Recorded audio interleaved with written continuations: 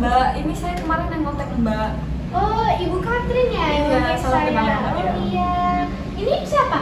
Iya, ini kebetulan saya ajak anak-anak saya Mbak. Ini si Abang, kenal Mbak? Kenal Mbak? Nama saya Arif. Oh, sama kan namanya Arif ya. Kemudian Nama saya Iqbal. oh ini adiknya si Iqbal. Iya. Oh ini yang mau ibu konsultasikan yang adik ini ya. Jadi gimana Bu ceritanya kelanjutannya? Iya Bu, jadi saya tuh kedatangan saya ke sini, ini saya khawatir sama anak bungsu saya ini. Karena Si anak, Iqbal ya. anaknya nih pendiam banget, terus kalau belajar nih susah banget Bu. Jadi saya khawatir buat masa depan dia, takut gimana-gimana buat mental dia juga. Jadi saya makanya pengen minta bantuan dari Bu Zahra. Oh jadi di sini problematikanya ada sama Iqbal ya. Baik kalau seperti itu saya bisa minta waktunya dengan si Iqbal ya Ibu ya. Kalau kakaknya bisa pergi dulu, saya ingin ngobrol dengan si Iqbal. Oh ini ya yang Iqbal jadi adik. Oh gitu. Iqbal ini nama panjangnya siapa? Muhammad Iqbal Zain. Muhammad Iqbal Zain. Iya. Iqbal Zain ini kelas berapa? Kelas 10. Kelas 10. Sama kakak ini umurnya beda berapa tahun? Beda 2 tahun, Pak. Beda 2 tahun. Berarti si kakak ini kelas 12 ya? Ya. Kelas 12. Baik, baik. Jadi gini Bal, tadi ibu kan cerita ke saya kalau seandainya si Iqbal ini lebih senang di kamar, lebih sering mengurung diri di kamar. Itu saya mau tanya, Iqbal ngapain aja di kamar? Alasan kenapa saya di kamar itu sebenarnya ini sih, Mbak. Ibu saya itu sering ngebanding-bandingin saya itu. Terus kalau ketemu sama kakak saya di rumah juga sering ngebully saya gitu. Jadi ya lebih nyaman di kamar. Oh jadi alasannya Iqbal ini lebih suka di kamar karena ngerasa tertekan, jadi Iqbal ngerasa nggak nyaman di luar kamar seperti itu. Terus kalau di kamar tuh apa yang Iqbal lakukan? Ya paling main HP, terus main gitar gitu-gitu, Mbak. Oh Iqbal lebih suka main gitar. Ya. Main gitarnya Iqbal itu sekedar main aja atau memang hobi? Hobi sih, Mbak. Emang Iqbal seberapa hobi sih, seberapa suka juga sama gitar? Kalau saya suka, seberapa suka ya suka banget, Mbak. Soalnya saya di sekolah juga kan ikut eskul musik gitu. Terus kalau balik sekolah gitu, saya juga nggak langsung balik rumah. Kadang sama teman-teman ke studio musik buat cover lagu, buat bikin video gitu. Oh, jadi Iqbal ini pulang sekolah itu ke studio, otomatis malam ya pulangnya? Ya. Oh, seperti itu. Emang Iqbal pulang malam itu udah bilang belum ke ibunya? Enggak, soalnya dulu saya juga pernah bilang kan sama ibu saya kalau saya sering main gitar, sering ke studio musik gitu. Tapi ibu saya tuh nggak nge-support gitu, Mbak. Jadi ya dimarahin. Oh, ternyata Iqbal seneng banget ya sama musik. Bisa nggak kakak lihat mungkin hasil-hasil kamu di studio gitu, seperti yang kamu bilang video atau apa, cover-covernya gitu. Oh, keren juga ya, bagus loh ini. Berbakat ternyata kamu ya dalam apa ya, bidang musik seperti main gitar gitu ya. Kakak sama ibu tahu nggak kamu punya video? Iya, mereka nggak tahu. Makanya mereka tuh sering marahin saya tuh gara-gara ya mereka taunya yang cuma main sama temen-temen gitu. Udah. Oh, seandainya mereka berdua tahu, mungkin mereka berdua akan bangga ya, nggak akan memojokkan mungkin ya, mungkin karena mereka juga nggak tahu seperti itu ya. Kayaknya enggak sih. Begitu. Oke, kalau gitu kita sampai cukupkan sampai di sini.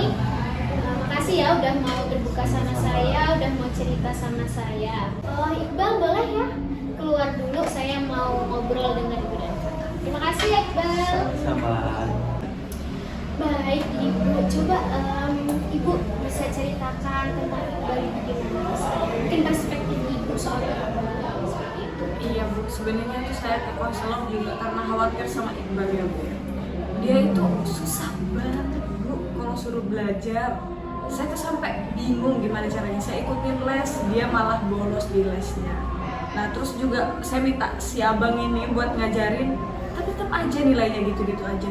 Dan yang paling saya jengkel nih sampai sekarang, dia suka pulang malam. Itu pun dia nggak izin mau kemana, nggak bilang, itu nggak bilang. Sampai tuh dia awalnya beda sekolah sama si kakak.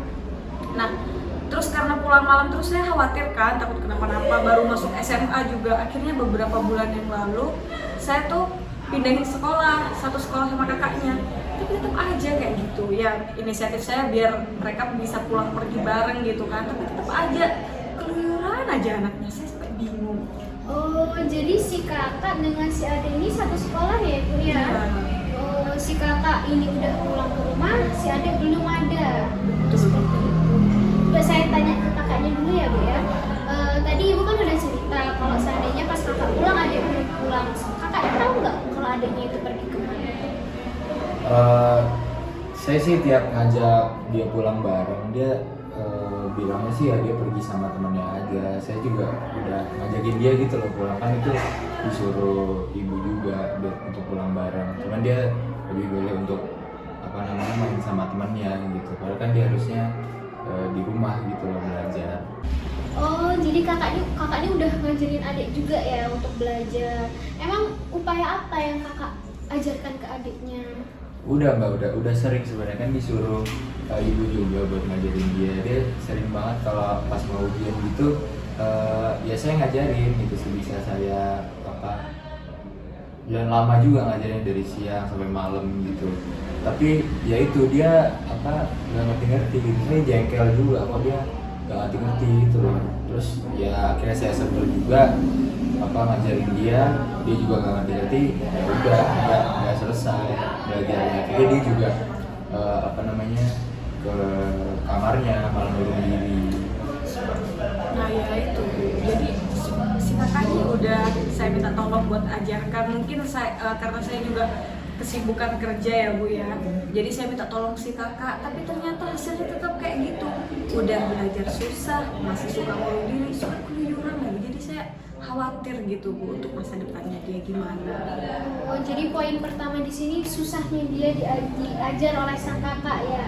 Emang menurut Ibu standar kesuksesan itu apakah dinilai dengan sebuah belajar yang giat atau seperti apa? Oh iya, so pasti Bu, karena menurut saya itu orang Bejo itu orang yang akademiknya bagus ya Bu ya. Apalagi saya ini pengen anak-anak saya itu hidupnya tenang di masa depan dengan jadi PNS. Karena saya pribadi ini sangat family, tante-tantenya, omnya saya pribadi juga PNS Ibu. Jadi saya pengen anak saya ini bagus dalam akademik kayak gitu. Seperti itu. Jadi Ibu berpikir bahwasanya orang yang sukses itu adalah PNS mungkin ya, singkatnya seperti itu ya. Iya Bu, kan hidupnya aman. Aman dan ini seperti itu pola pikir yang Ibu terapkan ya. Kalau menurut kakak gimana? Apakah sama seperti Ibu tanggapan? Iya kan ya kalau nilainya jelek kayak gitu ya gimana ntar masa depannya, kan belum juga udah SMA, ntar kalau lulus mau kuliah di mana gitu. Kalau nilainya jelek kan dia nggak bisa kuliah, terus yang menjadi apa gitu di masa depan. Jadi kakak setuju ya dengan pandangan Ibu bahwasanya memang akademik lah yang menentukan masa depan seseorang. Baik, mungkin ini ada kesimpulan yang saya dapat dari kakak dan Ibu. Saya cukupkan ya, kita kembali bersama-sama untuk mengobrolkan saran yang baik. Iya, saya minta tolong ya Mbak ya. Baik, setelah saya ngobrol dengan Iqbal, kemudian saya melanjutkan ngobrol dengan Ibu dan kakak, di sini kita akan menemukan titik temu ya Bu ya. Untuk Iqbal sendiri, saya ingin mengucapkan ke Iqbal bahwasanya sebenarnya kakak dan Ibu ini niatnya itu baik ke Iqbal. Mereka ingin Iqbal itu mempunyai masa depan yang bagus seperti itu. Kemudian untuk Ibu dan kakaknya, Iqbal ini saya lihat tadi setelah kami berbicara, dia itu memiliki potensi yang besar, tapi potensinya itu tidak sama dengan sang kakak. Jadi sudah melihatkan ke saya hasil video-video dia di studio, dan di situ juga saya menemukan jawaban dari Ibu yang bilang Iqbal keluar nggak jelas itu kemana malam-malam itu. Ternyata dia setelah pulang dari sekolah dia ke studio bersama teman-temannya seperti itu. Jadi saya di sini mungkin bisa memberi masukan ke ibu bahwasanya si Iqbal ini tidak sama potensinya dengan sang kakak seperti itu. Dan di sini Iqbal tuh butuh support dari kakak maupun ibu di potensinya si Iqbal, yaitu potensi di bidang musiknya. Kemudian Iqbal ini juga saya sarankan supaya lebih terbuka apa yang Iqbal lakukan kepada kakak dan ibunya supaya tidak ada miskomunikasi di antara kalian seperti itu. Baik, mungkin seperti ini ya saran saya untuk Iqbal, untuk ibu dan kakak. Semoga saran saya ini bisa memperbaiki hubungan kalian berdua. Gimana perasaan ibu setelah melakukan konsultasi dengan saya? Bisa diceritakan mungkin atau bisa diberikan gambaran ke saya? Ya sebelumnya saya terima kasih banget ya Mbak ya, karena awalnya ini buat ke konselor sendiri Iqbal nolak Mbak. Jadi saya tuh bingung karena saya pikir ini kalau dibiarin meskipun dia masih kelas 1 ini takut berdampak buruk ke depannya, dan dari sini juga saya merasa bersalah gitu ya, karena sebenarnya potensi anak memang berbeda-beda tapi saya terlalu menekankan hal apa yang saya pengen gitu Mbak. Jadi terima kasih ya Mbak atas sarannya. Kemudian untuk kakak sendiri gimana perasaan setelah konselor mengetahui perasaan adik, mengetahui sebenarnya adik ini kenapa itu, gimana perasaannya? Iya, ya saya juga sadar sih ternyata adik saya ini dia punya potensi gitu loh. Dia tuh ternyata bisa main musik, terus ternyata kemampuannya itu bisa dikembangkan lagi gitu ya. Saya juga mungkin terlalu memaksakan kemampuan dia di bidang akademik ya, karena saya ya emang itu keinginannya seperti itu, cuman kan ternyata kemampuan pun beda-beda gitu. Dan kalaupun sekarang saya tahu dia ini bagus dalam kemampuannya dalam bermusik, ya saya bakal bantu dia, support dia untuk mengembangkan lagi bakatnya. Seperti itu. Alhamdulillah ya sudah mengetahui komunikasi satu antar lain. Untuk sang adik gimana perasaannya setelah kakak dan ibu tahu apa yang kamu lakukan sebenarnya? Kalau dari saya mungkin terima kasih ya kepada banyak tahu dan memberitahukan bahwasanya apa yang disampaikan dari ibu sama kakak saya itu memang baik buat masa depan saya, dan makasih juga udah ngasih tahu kepada saya bahwa saya juga memiliki potensi ternyata di bidang akademik. Jadi ini udah menemukan titik temu supaya tidak ada miskomunikasi antara kalian bertiga. Baik, sudah kita lakukan komunikasi bersama, sudah menemukan titik temu dan jalan keluarnya untuk Iqbal supaya lebih terbuka lagi dengan kakaknya mau pergi kemana, terus kemudian lebih terbuka lagi dengan ibunya kenapa bisa pulang telat seperti itu ya. Dan untuk ibu dan kakaknya lebih mensupport lagi bahwasanya si Iqbal ini berbakat di bidang musik dan tidak membedakan lagi ya antara sang kakak dan sang adik seperti itu. Mungkin cukup segini yang kita konsultasikan bersama. Terima kasih sudah bersedia datang ke sini untuk mengkonsultasikan permasalahan. Ya saya juga terima kasih banyak ya Mbak ya untuk problematik yang kita alami. Mohon pamit ya Mbak ya. Ya, semoga lebih baik Ya. lagi ke depannya ya.